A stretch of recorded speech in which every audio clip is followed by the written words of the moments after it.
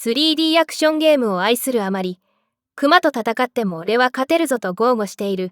無敵の諸君、こんばんは。そんな無敵の人たちに、おすすめのゲームを制作中のライドレックスです。先日購入したばかりのヘッドホンが、1週間も経たずに故障してしまい、気分最悪の状況である。ここ数年でヘッドホンを4回購入して、どれも買ってすぐに壊れてしまった。どれもが中国製の安物ヘッドホンである。もう二度とヘッドホンは買わない。今後俺は夜はイヤホンを使い、音楽のミキシング作業は昼間にスピーカーで行うことに決めた。さて今回はエビ天サークルのインディーズゲーム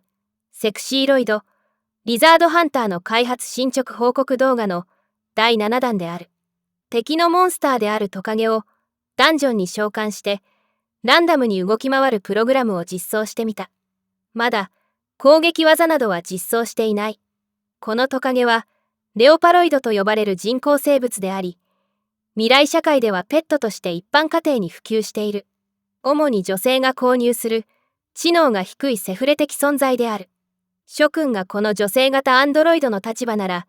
多数のトカゲに囲まれたこの状況をどう感じるだろうか。気持ちよいだろうか。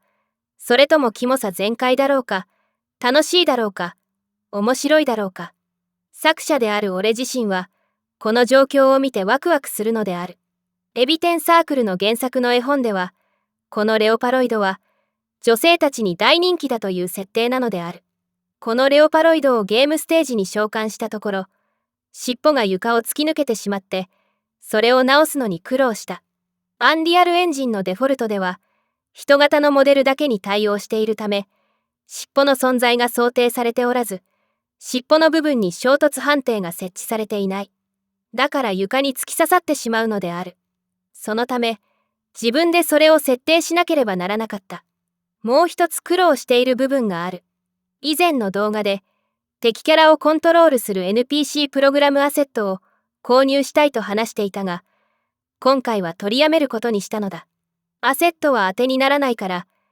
アンリアルエンジンに付属しているプログラムを組み合わせて自作することにしたのである。よって、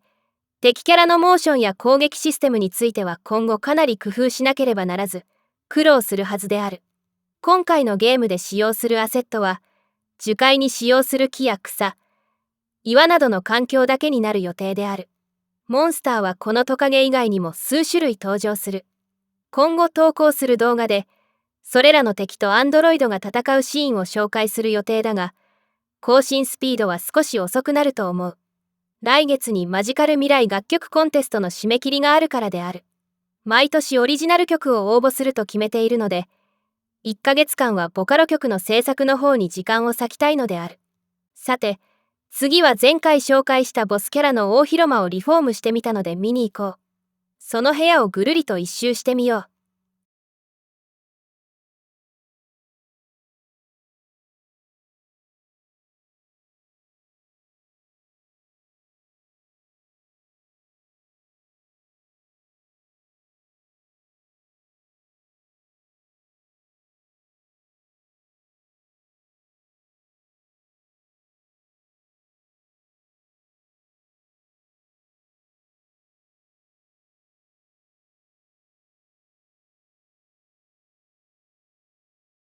入り口から怪しい色のライトで演出している。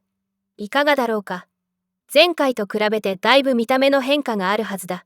諸君はこれを見てどう感じるだろうか。モンスターが住む部屋としては綺麗すぎると思うだろうか。カラフルな照明が変態すぎると感じるだろうか。もっと全体的に暗い方が良いとか、何か感想などがあればコメント欄に書き込んで構わない。そのコメントがゲーム制作に役に立つかもしれないし、役に立たないかもしれない。映像全体について、前回の動画より解像度が上がっていて、リフレッシュレートも滑らかになっていることに気づいた人はいるだろうか。動画撮影のために一時的にそのように設定したのである。普段、編集作業する際は重たくなるから解像度を下げているのである。制作中のこれらのダンジョンは、俺が頭の中で設計したものであり、参考資料は存在しない。頭の中で部屋のサイズを決め、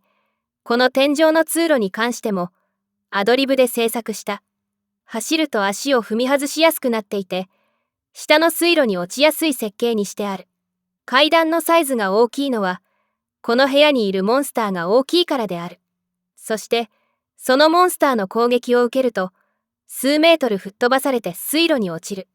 水路に落ちるとアンドロイドの電気が消耗してしまうのである。アンドロイドの電気がなくなる前に、ラスボスを倒して、囚われた人間を解放するというゲームルールである。完成は早ければ来年のゴールデンウィーク。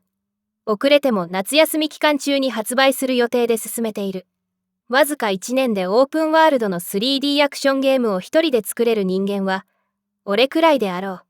多くのオープンワールドゲーム開発挑戦者が途中で挫折している。今回のゲームが実際に完成して発売されるまで注目していただきたい。そして、似たような 3D アクションゲームを俺に作ってほしい人がいたら、連絡いただきたい。制作費として1億円くらいいただけたら、あなたの代わりに 3D アクションゲームを作ることができる。著作権譲渡料込みで1億円である。通常この手のオープンワールドゲームは数十億円で開発されるものであり、大手ゲーム会社が数十人規模で開発して、それでも途中で挫折してしまうゲームジャンルである。挫折する理由は様々考えられる。やれ、イラストレーターのキャラクターデザインが気に入らないとか、プログラマーがプログラムを組めないとか、プロデューサーが会社と揉めて逃げ出すとか、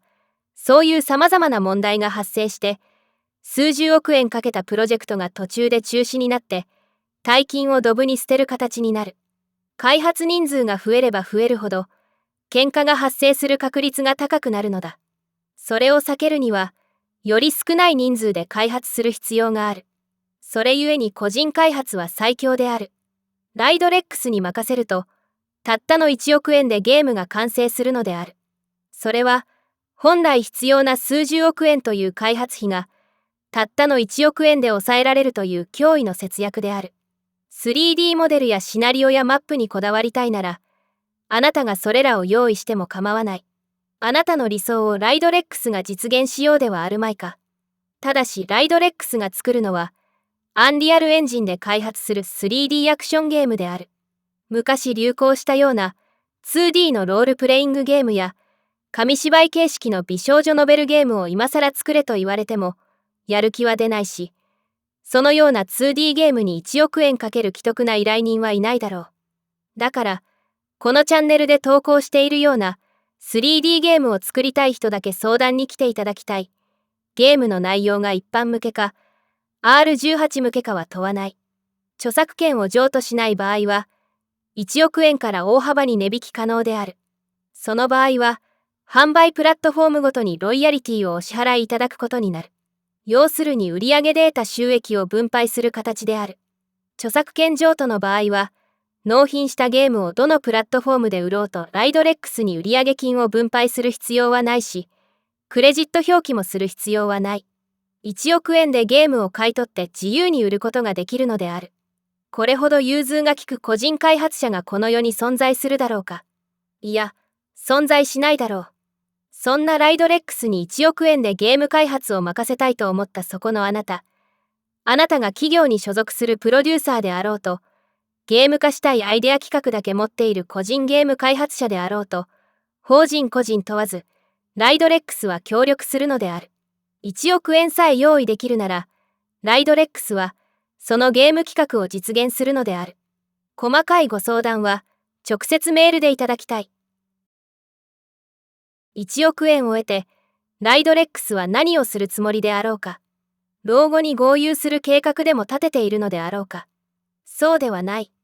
ライドレックスはその1億円で、ロボット開発する予定である。歌って踊れる会話型美少女ロボットを制作して発売する。イメージとしては、美少女プラモデルを身長50センチ程度のサイズで作り、その中にサーボモーターやマイコンボード、そして人工知能を搭載して、机の上で歌ったり踊ったり会話をしてくれる美少女ロボットを開発するのである。ロボットメーカーとして開発を続けるには1億円では到底足りないから、ゲームソフトをいくつもリリースして、ファンの皆様に購入してもらわないといけない。このあたりのロボット開発について、詳しい話は年末年始に別の動画で語ることにしよう。現在、ロボットに使用するサーボモーターをパーツメーカー各社に問い合わせているが、値段が高いだけでなく入手困難である。試作品用にレゴブロック社のおもちゃ用モーターも検討したが、お一人様2個しか購入できないという制限があった。ロボット1体作るには、20個程度のサーボモーターが必要だから、2個では全然足りないのだ。現在世界中でロボット開発競争が激化しているから、モーターも不足するはずである。ライドレックスが目指すのは人間と同じサイズのロボットではなく、ホビー用の小さい人形だから、小型のサーボモーターが多数必要となる。またロボットにダンスさせるには、重力に逆らってジャンプできるほどのパワーと機構が必要である。片足立ちできるようにバランスを維持するセンサーも必要だ。ライドレックスの夢にご協力いただける方はぜひ、ライドレックス作品を購入して支援していただきたい。ライドレックスに開発資金を渡せば、このチャンネルの動画で踊っているキャラクターたちが、そのままの姿で現実世界に登場することが可能である。皆さんの机の上に、ダンスを踊る美少女ロボットを飾ってみませんか？それでは、今回の動画は以上である。また次回の動画でお会いしましょう。